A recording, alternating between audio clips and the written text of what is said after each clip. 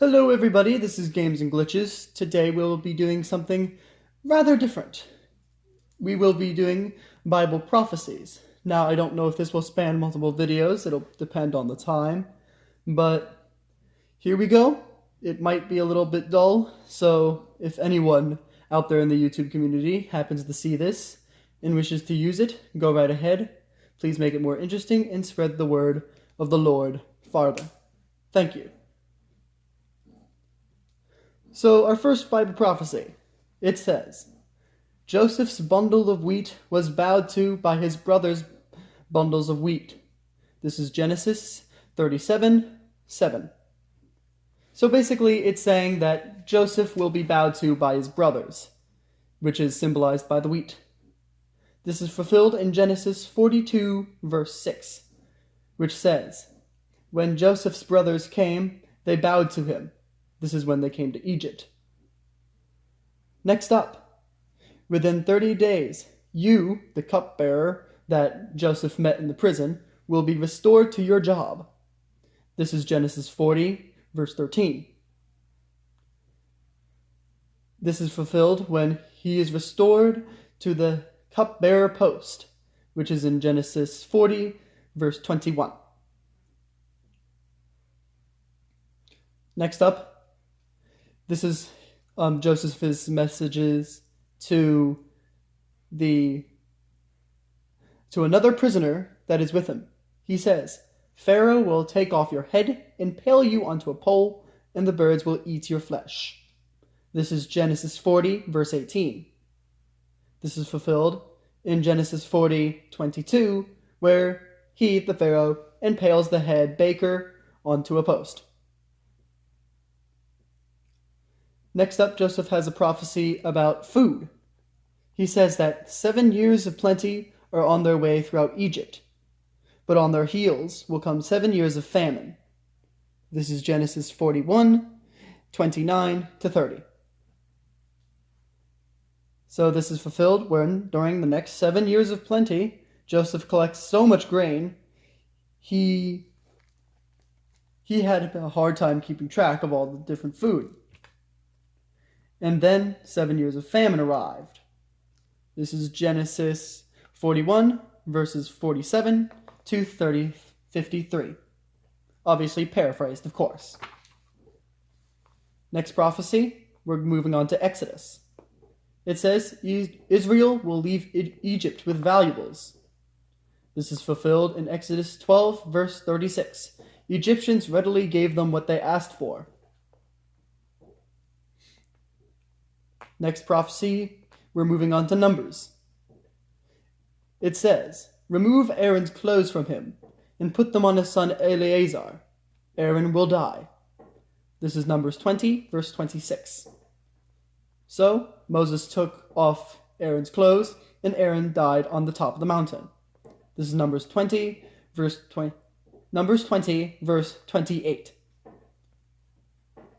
Still in Numbers, Moab, Edom, and Seir will be defeated. This is Numbers 24, verses 17 through 18.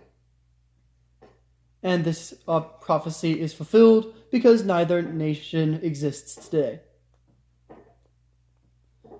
The next prophecy, Amalek, you are first among the nations, but you are going to come in last. Numbers 24, verse 20. Once again, this prophecy is fulfilled because the nation no longer exists. The next prophecy says that you Kenites will look stupid when Asher takes you prisoner. Numbers 24:22. And this is fulfilled in 722 BC when the Kenites are taken over by the Assyrians.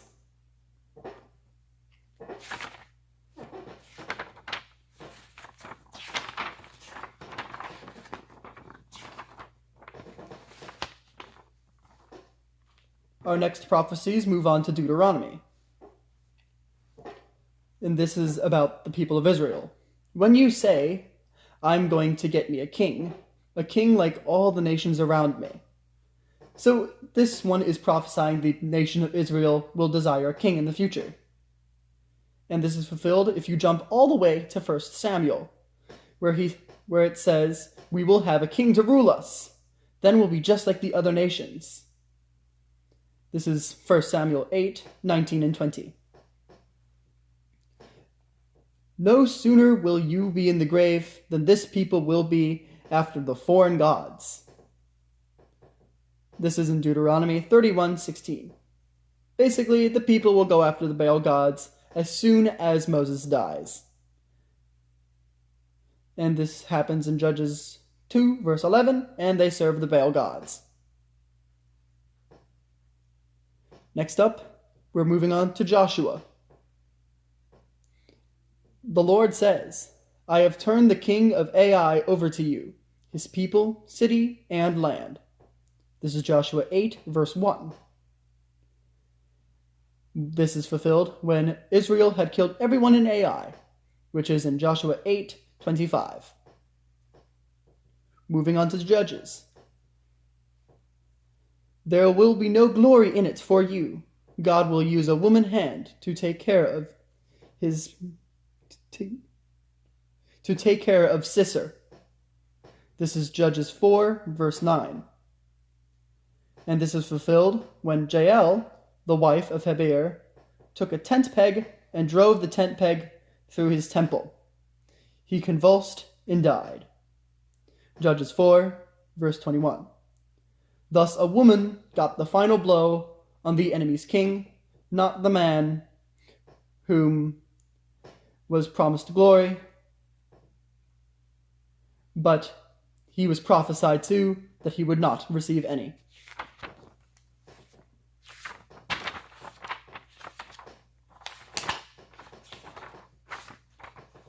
Next prophecy moves on to 1 Samuel, where he says, "Hophni and Phinehas will die the same day.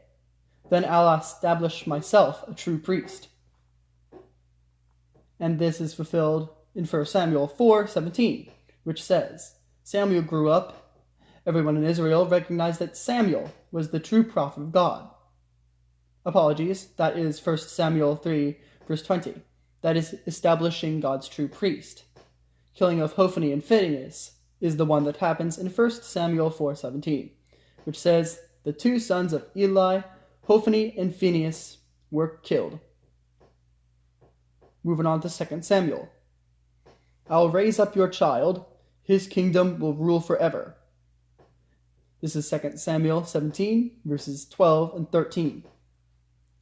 So this is a messianic prophecy, and this is about God, also known as Jesus Christ, and he is the God that rules forever. Thus, he is the kingdom who will rule forever. Moving on to kings. God says, "I'm going to rip the kingdom from your son." This son is Solomon. Is Solomon's son, sorry. I'll leave him a tribe in honor of my servant David."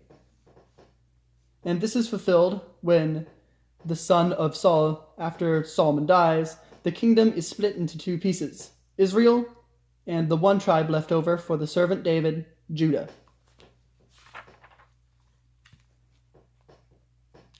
Next up is 1 Kings. A son will be born into David's family, named Josiah. This is 1 Kings 13, verse 2. Now we're going to have to go into a genealogy, but the genealogy says David was the father of Solomon, Solomon the father of Rehoboam, Rehoboam the father of Josaphat, and the genealogy continues, and then finally we reach Amon, the father of Josiah. Thus David, through a long line of his descendants, begats Josiah. 1 Kings 13, verses 21 and 22 says, "You disobeyed God's command. For that you are going to die, far from home, and not be buried in your ancestral tomb." And this is fulfilled when a lion came to meet him and killed him. The old prophet loaded the corpse. He placed the body in his own tomb. And this is in 1 Kings 13, verses 24 and through 30. Paraphrased. So this guy disobeys God. He is told he will die.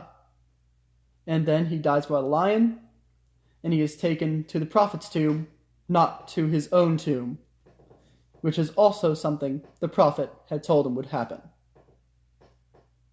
Still in 1 Kings, I'm bringing down the household of Jeroboam. This is in 1 Kings 14, verse 10. As soon as he was king, he killed everyone in Jeroboam's family. This is in 1 Kings 15, 29. Thus, Jeroboam, with all his family, is killed. The prophecy is fulfilled that his household will be taken down. This will be it for our first piece. We shall continue with 2 Kings next.